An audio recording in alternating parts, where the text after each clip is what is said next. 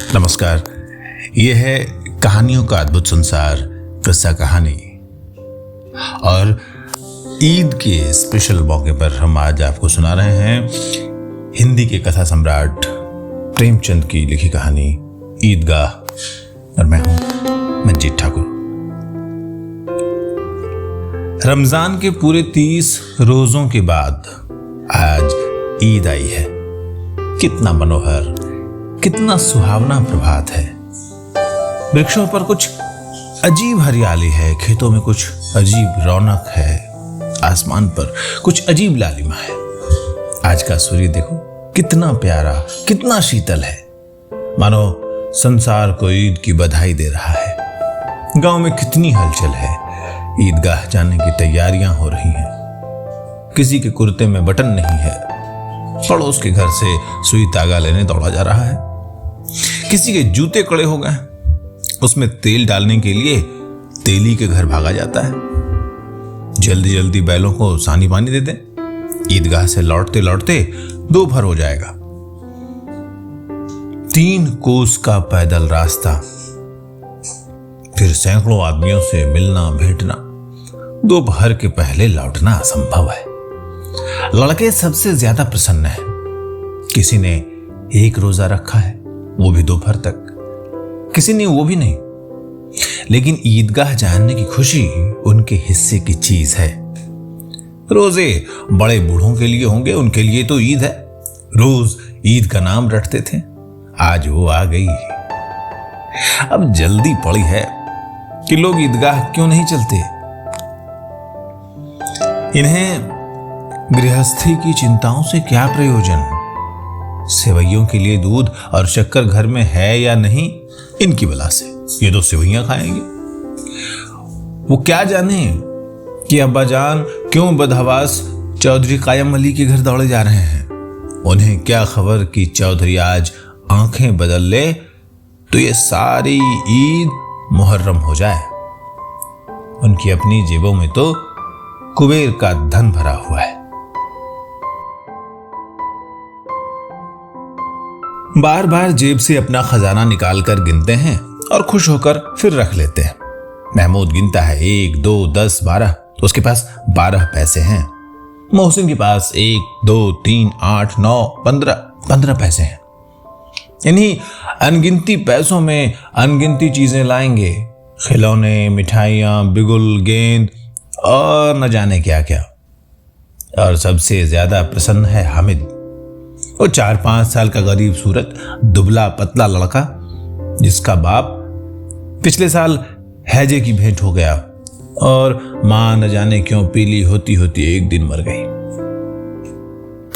किसी को पता न चला क्या बीमारी, कहती भी तो कौन सुनने वाला था।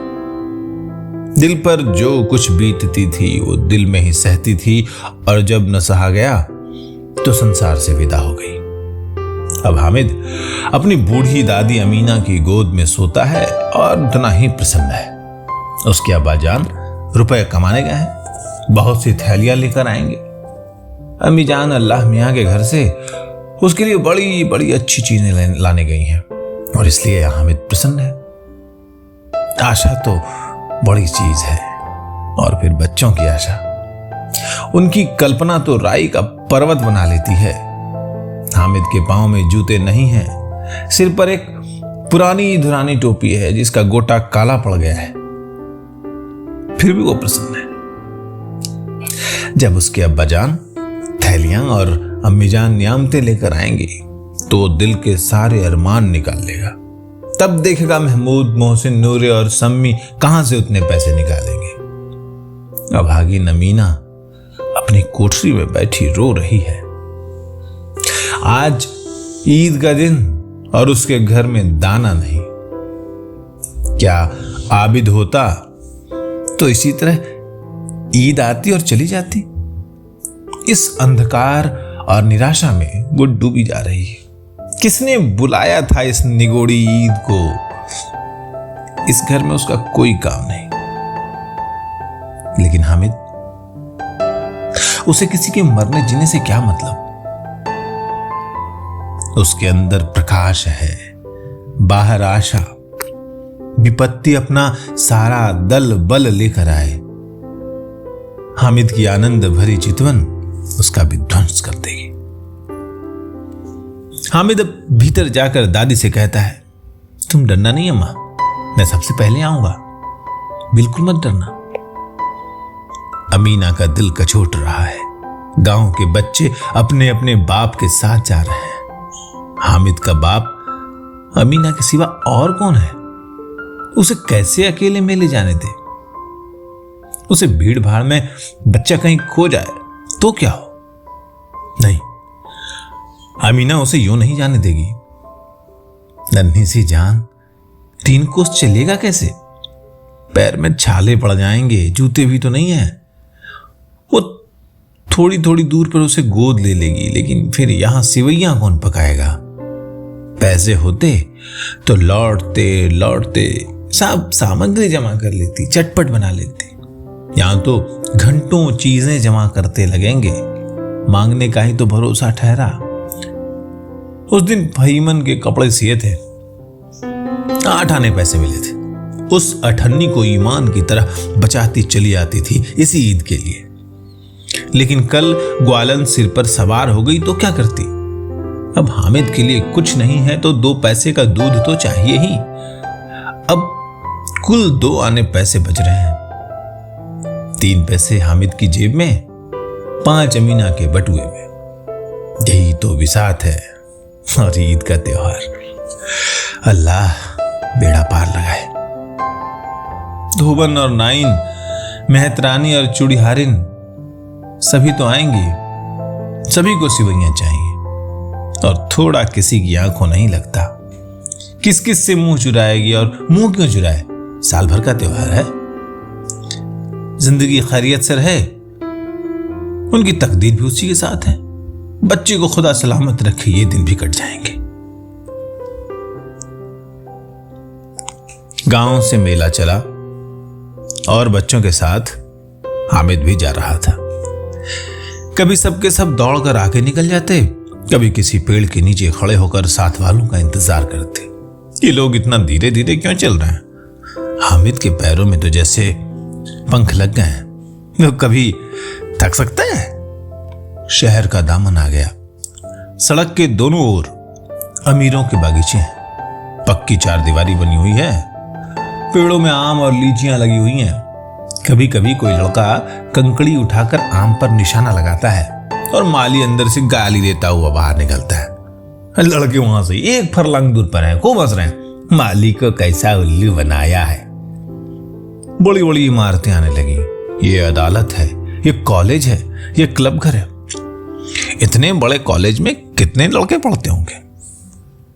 सब लड़के नहीं हैं जी, बड़े बड़े आदमी हैं। सच, उनकी बड़ी बड़ी मूछें हैं। इतने बड़े हो गए, अभी तक पढ़ने जाते हैं। न जाने कब तक पढ़ेंगे और क्या करेंगे इतना पढ़कर।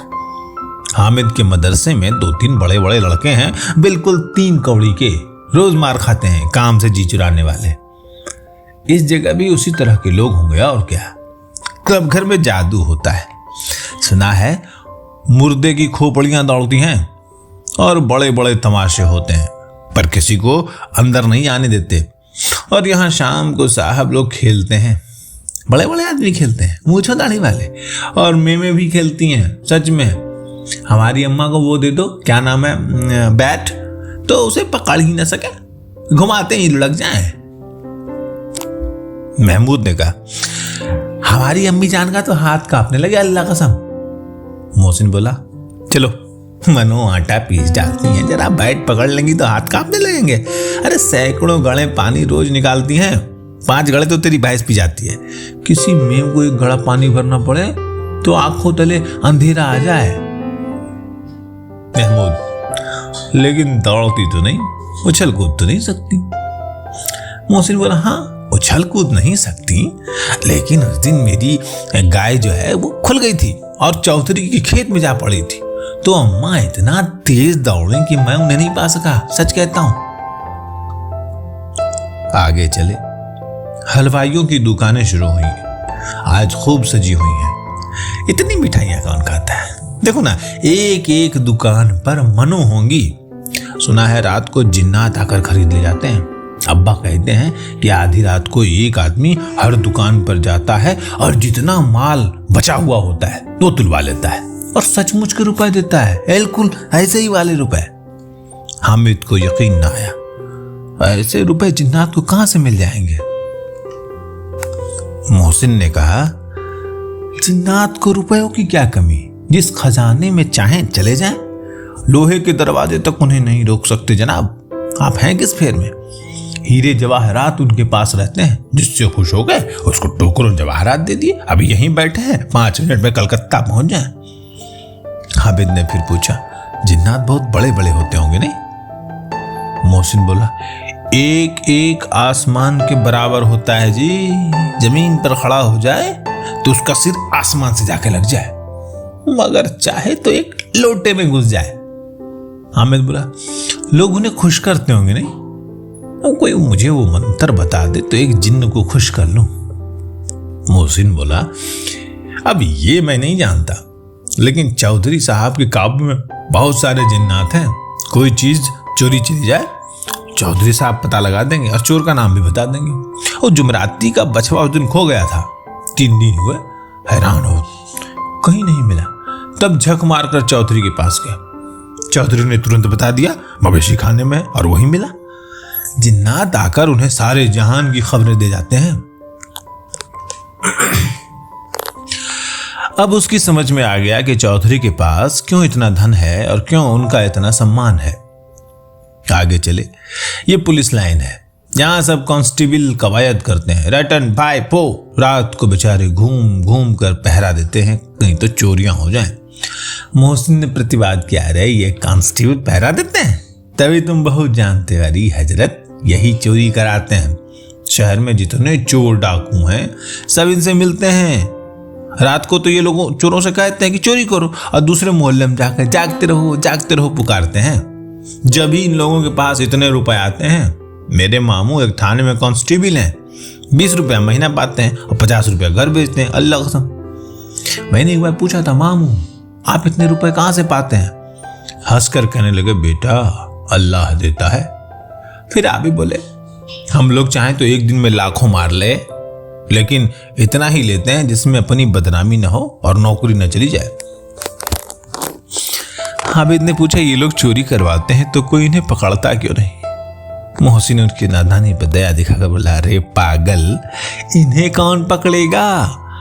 पकड़ने वाले तो ये लोग खुद हैं, लेकिन अल्लाह इन्हें सजा भी खूब देता है। हराम का माल हराम में जाता है। थोड़ी दिन हुए मामू के घर आग लग गई, सारी लई पूंजी जल गई, एक बर्तन तक नहीं बचा। कई दिन पेड़ के नीचे सोए, अल्लाह कसम, पेड़ के नीचे। फिर न जाने कहां से 100 रुपए कर्जा लाए और फिर बर्तन भाड़े खरीद लाए। हामिद बोला, 100 तो 50 से ज्यादा होते हैं ना? कहां 50, कहां 100? 50 एक थैली भर होता है और 100 तो 2 थैलियों में भी ना है।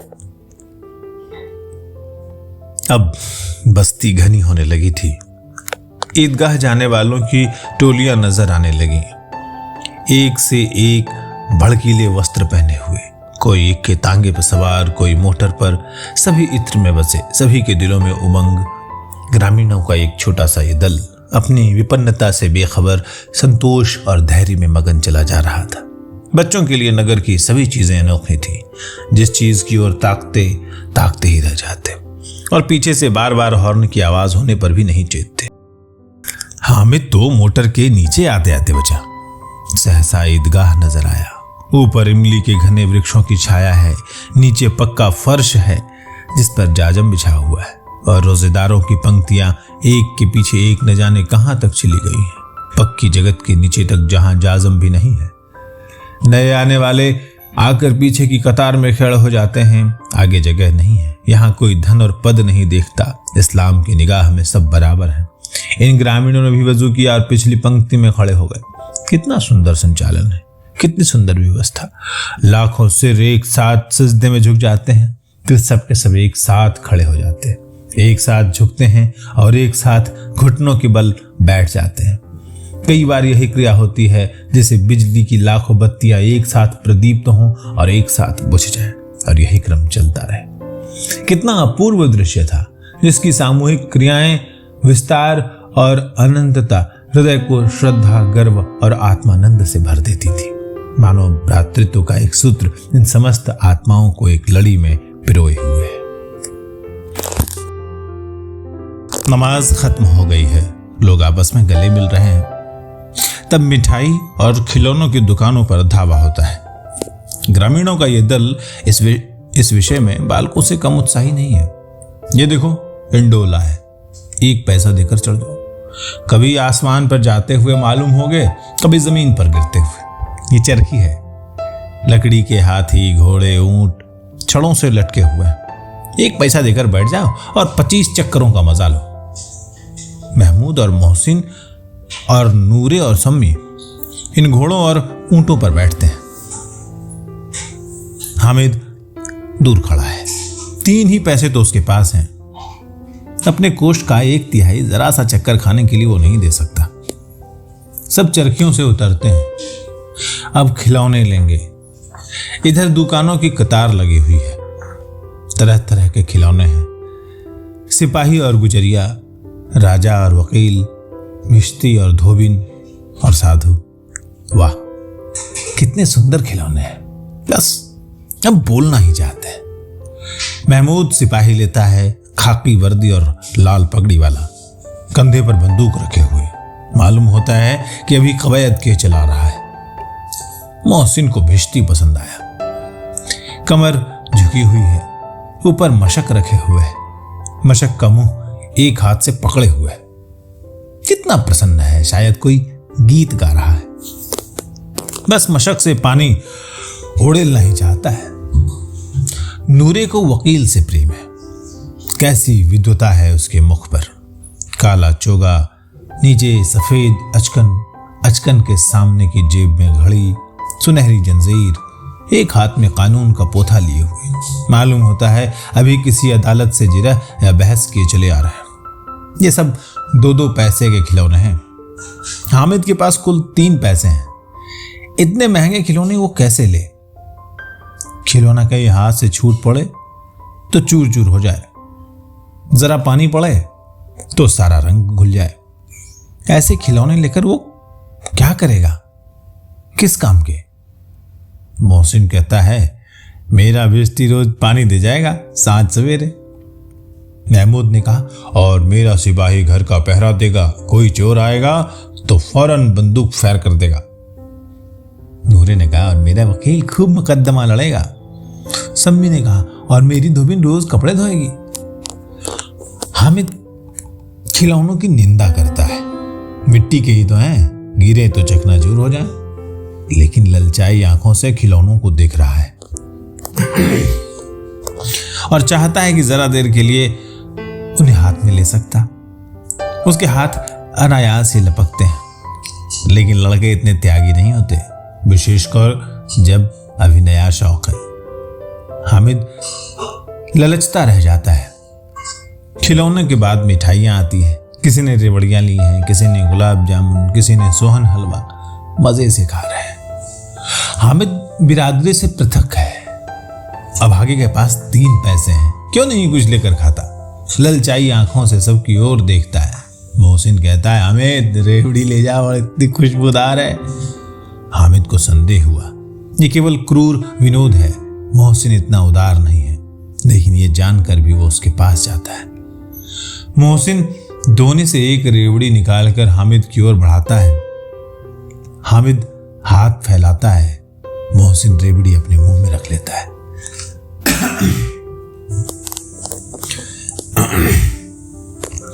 महमूद, नूरे और सम्मी खूब तालियां बजा बजा कर हंसते हैं। हामिद खिसिया जाता है। मोहसिन, अच्छा अब की बार जरूर देंगे हामिद, अल्लाह कसम ले जा। हामिद, रखे रहो, जब मेरे पास पैसे नहीं है। सम्मी ने कहा, 3 ही तो पैसे हैं, 3 पैसे में क्या क्या लोगे हामिद?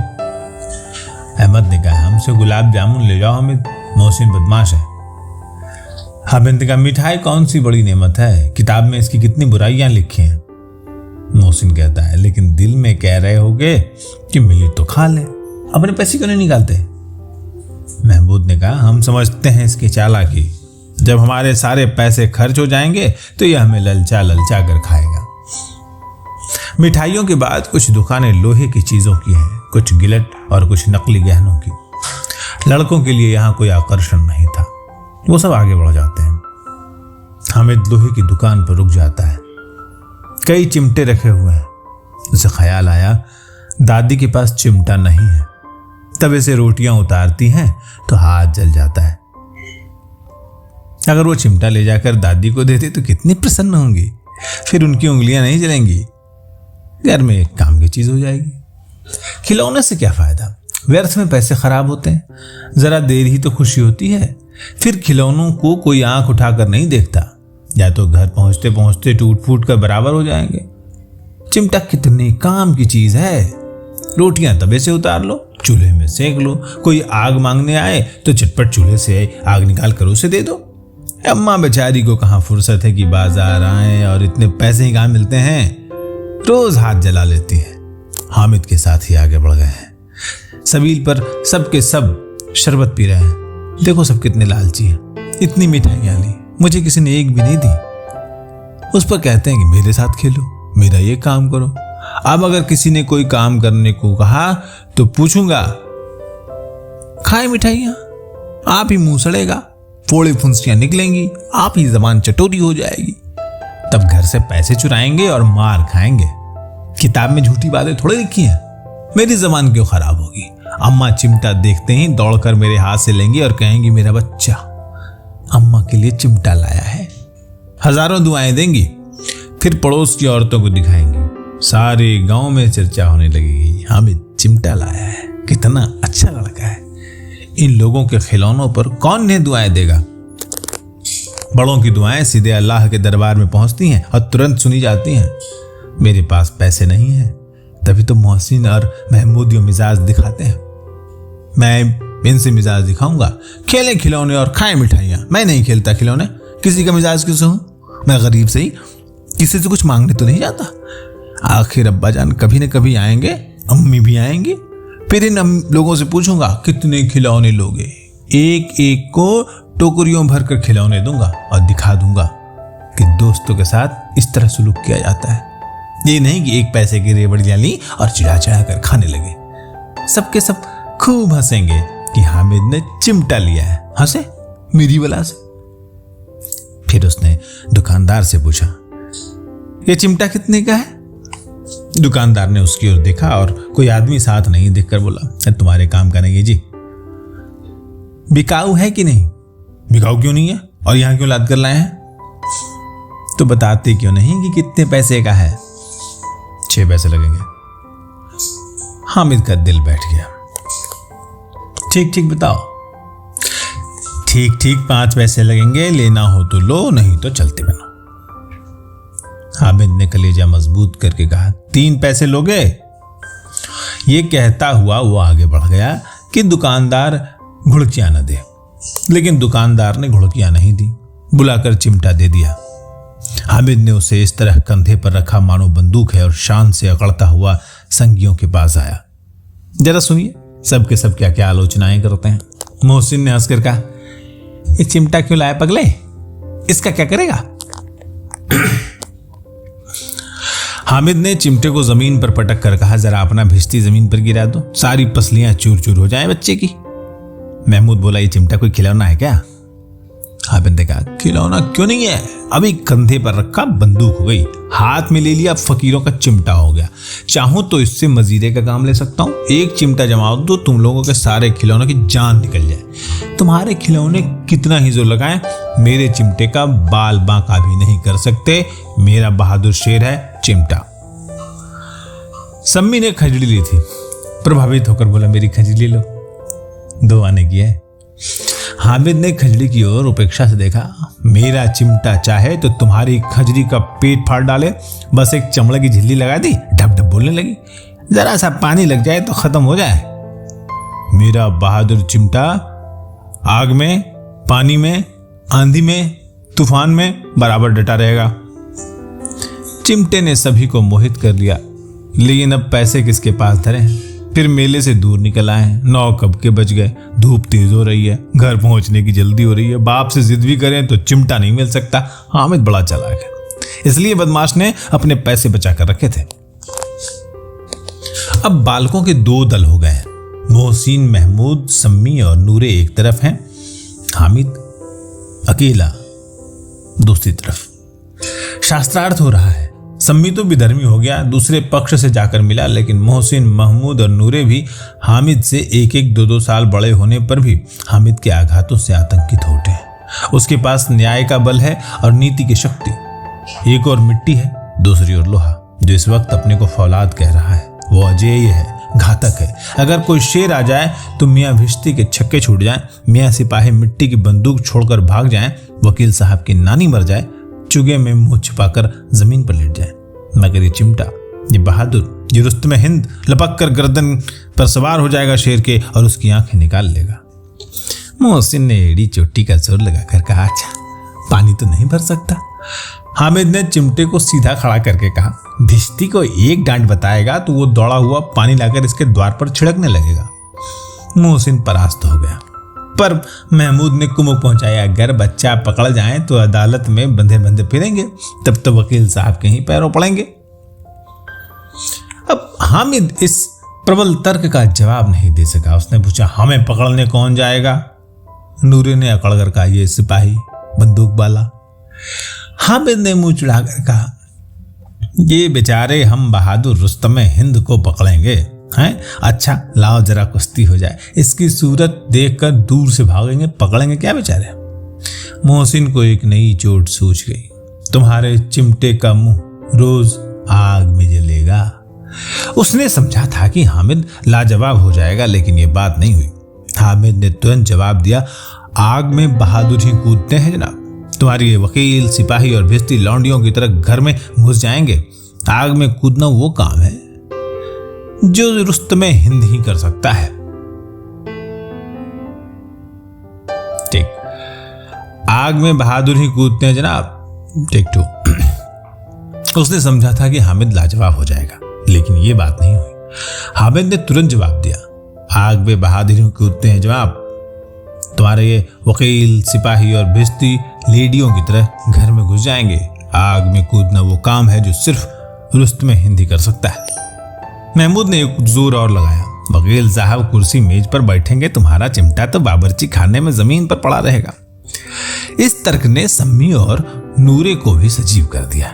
कितने ठिकाने की बात कही है पट्टे ने। चिमटा बावर्ची खाने में पड़े रहने के सिवा और क्या कर सकता है। हामिद को कोई फड़कता हुआ जवाब न सूझा तो उसने धांधली शुरू की, मेरा चिमटा बावर्ची खाने में नहीं रहेगा। वकील साहब कुर्सी पर बैठेंगे तो जाकर उनको जमीन पर पटक देगा और उनका कानून उनके पेट में डाल देगा। बात कुछ बनी नहीं, खासी गाली गलौज थी, लेकिन कानून को पेट में डालने वाली बात छा गई। वैसी छा गई कि तीनों सूरमा मुंह ताकते रह गए, मानो कोई धिलचा कनकौआ किसी गंडे वाले कनकौए को काट गया हो। कानून मुंह से बाहर निकलने वाली चीज है, उसको पेट के अंदर डाल दिया जाए तो बात बेतुकी होने के बावजूद कुछ नयापन रखती है। हामिद ने मैदान मार लिया। उसका चिमटा रुस्तम हिंद है। अब इसमें मोहसिन, महमूद, नूरे, सम्मी किसी को आपत्ति नहीं हो सकती। विजेता को हारने वालों से जो सत्कार मिलना स्वाभाविक है, वो हामिद को भी मिला। औरों ने 3-3, 4-4 आने पैसे खर्च किए, पर कोई काम की चीज न ले सके। हामिद ने 3 पैसे में रंग जमा लिया। अब सच ही तो है, खिलौनों का क्या भरोसा, टूट फूट जाएंगे। हामिद का चिमटा तो बना रहेगा बरसों। संधि की शर्तें तय होने लगी। मोहसिन ने कहा, जरा अपना चिमटा दो, हम भी देखें। तुम हमारा भिश्ती लेकर देखो। महमूद और नूरे ने भी अपने अपने खिलौने पेश किए। हामिद को इन शर्तों के मानने में कोई आपत्ति न थी। चिमटा बारी बारी से सबके हाथ में गया और उनके खिलौने बारी बारी से हामिद के हाथ में आए। कितने खूबसूरत खिलौने हैं। हामिद ने हारने वालों के आंसू पूछे, अरे मैं तो तुम्हें चिढ़ा रहा था, सच में। अब ये लोहे का चिमटा भला इन खिलौनों की क्या बराबरी करेगा। मालूम होता है कि अब बोलेगी तब बोले। लेकिन मोहसिन की पार्टी को इस दिलासे से संतोष नहीं हुआ। चिमटे का सिक्का खूब बैठ गया है। चिपका हुआ टिकट अब पानी से नहीं छूट रहा। मोहसिन ने कहा, लेकिन इन खिलौनों के लिए कोई हमें दुआ तो नहीं देगा? महमूद ने कहा, दुआ के लिए फिरते हो, उल्टे मार न पड़े। अम्मा जरूर कहेंगी कि मेले में यही मिट्टी के खिलौने तुम्हें मिले। हामिद को स्वीकार करना पड़ा कि खिलौनों को देखकर किसी की माँ इतनी खुश नहीं होगी जितनी दादी चिमटे को देखकर होगी। 3 पैसों में ही तो उसे सब कुछ करना था और इन पैसों के इस उपयोग पर पछतावे की बिल्कुल जरूरत नहीं थी। फिर अब तो चिमटा रुस्तम हिंद है, सभी खिलौनों का बादशाह। रास्ते में महमूद को भूख लगी। उसके बाप ने केले खाने को दिए। महमूद ने केवल हामिद को साझी बनाया। उसके अन्य मित्र मुंह ताकते रह गए। ये उस चिमटे का प्रसाद था। 11 बजे सारे गांव में हलचल मच गई। मेले वाले आ गए। मोहसिन की छोटी बहन ने दौड़कर भिश्ती उसके हाथ से छीन लिया और मारे खुशी की जो उछली तो मियाँ भिश्ती नीचे आ रहे और सुरलोक को सिधार गए। इस पर दोनों भाई बहन में मारपीट हुई। दोनों खूब रोए और उनकी अम्मा ये शोर सुनकर बिगड़ी और दोनों को ऊपर से 2-2 चांटे और लगाए। मियाँ नूरे के वकील का अंत उनके प्रतिष्ठा के अनुकूल इससे ज्यादा गौरवमय हुआ। वकील जमीन पर या ताक पर तो नहीं बैठ सकता, उसकी मर्यादा का विचार तो करना ही होगा। दीवार में 2 खूंटियां गाड़ी गई, उस पर लकड़ी का पटरा रखा गया। पटरे पर कागज का कालीन बिछाया गया। वकील साहब राजा भोज की भांति सिंहासन पर विराजे। नूरों ने उन्हें पंखा चलना शुरू किया। अदालतों में खस की टट्टियां और बिजली के पंखे रहते हैं, यहाँ क्या मामूली पंखा भी ना हो? कानून की गर्मी दिमाग पर चढ़ जाएगी कि नहीं? बांस का पंखा है। नूरे हवा करने लगे। ये मालूम नहीं कि पंखे की हवा से या पंखे की चोट से वकील साहब स्वर्गलोक से मृत्युलोक में आ गिरे और उनका माटी का चोला माटी में मिल गया। फिर बड़े जोर शोर का मातम हुआ और वकील साहब की अस्थि घूरे पर डाल दी गई। अब रहा महमूद का सिपाही। उसे चटपट गांव का पहरा देने का चार्ज मिल गया। लेकिन पुलिस का सिपाही कोई साधारण व्यक्ति तो है नहीं जो अपने पैरों पर चले। वो तो पालकी पे चलेगा। एक टोकरी आई, उसमें कुछ लाल रंग के फटे पुराने चीथड़े बिछाए गए जिसमें वकील सिपाही साहब आराम से लेट गए। नूरे ने ये टोकरी उठाई और अपने द्वार का चक्कर लगाने लगे। अब दोनों छोटे भाई सिपाही की तरफ से छूने वाले जागते लहो पुकारते रहे, मगर रात तो अंधेरी होनी चाहिए। महमूद को ठोकर लग गई। टोकरी उसके हाथ से छूटकर गिर पड़ी और मियाँ सिपाही अपनी बंदूक लिए जमीन पर आ गया और उनकी एक टांग में विकार आ गया। महमूद को आज ज्ञात हुआ कि वो अच्छा डॉक्टर है। उसको ऐसा मरहम मिल गया है जिससे वो टूटी टांग को आनन फानन जोड़ सकता है। केवल गूलर का दूध चाहिए। गूलर का दूध आता है, टांग जोड़ दी जाती है, लेकिन सिपाही को जैसे ही खड़ा किया जाता है टांग जवाब दे जाती है। शल्य क्रिया असफल हुई। तब उसकी दूसरी टांग भी तोड़ दी जाती है। अब कम से कम एक जगह आराम से बैठ तो सकता है। एक टांग से तो न चल सकता था ना बैठ सकता था। अब वो सिपाही सन्यासी हो गया है।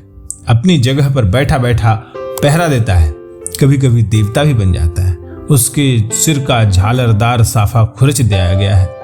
अब उसका जितना रूपांतर चाहो कर सकते हो। कभी कभी तो उसे बाट का काम भी लिया जाता है। अब मियां हामिद का हाल सुनिए। अमीना उसकी आवाज सुनते ही दौड़ी और उसे गोद में उठाकर प्यार करने लगी। सहसा उसके हाथ में चिमटा देखकर चौंकी। ये चिमटा कहां था? मैंने मोल लिया है। क्या पैसे में? 3 पैसे दिए। अमीना ने छाती पीट ली। ये कैसा बेसमझ लड़का है कि दोपहर हुआ, न खाया न पिया, लाया क्या? चिमटा। सारे मेले में तुझे और कोई चीज न मिली जो ये लोहे का चिमटा उठा लाया? हामिद ने अपराधी भाव से कहा, तुम्हारी उंगलियां तवे से जल जाती थी ना, इसलिए मैंने ये ले लिया। बुढ़िया का क्रोध तुरंत स्नेह में बदल गया। और स्नेह भी वह नहीं जो प्रगल्भ होता है और अपनी सारी कसक शब्दों में बिखेर देता है। ये मूक स्नेह था, खूब ठोस रस और स्वाद से भरा हुआ। बच्चे में कितना त्याग, कितना सद्भाव और कितना विवेक है। दूसरों को खिलौने लेते और मिठाई खाते देखकर क्या इसका मन नहीं लल जाया होगा? कितना जब्त हुआ है इससे। वहां भी इसे अपनी बुढ़िया दादी की याद बनी रही। अमीना का मन गदगद हो गया।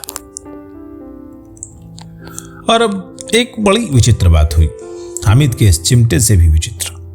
बच्चे हामिद ने बूढ़े हामिद का पार्ट खेला था। बुढ़िया अमीना बालिका अमीना बन गई और रोने लगी। दामन फैलाकर हामिद को दुआएं देती जाती थी और आंसू की बड़ी बड़ी बूंदें गिराती जाती थी। हामिद इसका रहस्य क्या समझता। तो अभी आप सुन रहे थे कथा सम्राट मुंशी प्रेमचंद की लिखी हुई मशहूर कहानी ईदगाह, और इस ईद के मौके पर, इस खुशी के मौके पर ये आवाज आप सुन रहे थे मंजीत ठाकुर की। कहानी अच्छी लगी तो इस चैनल को लाइक करिए, सब्सक्राइब करिए और हमारी बाकी कहानियां भी सुनते रहिए। नमस्कार।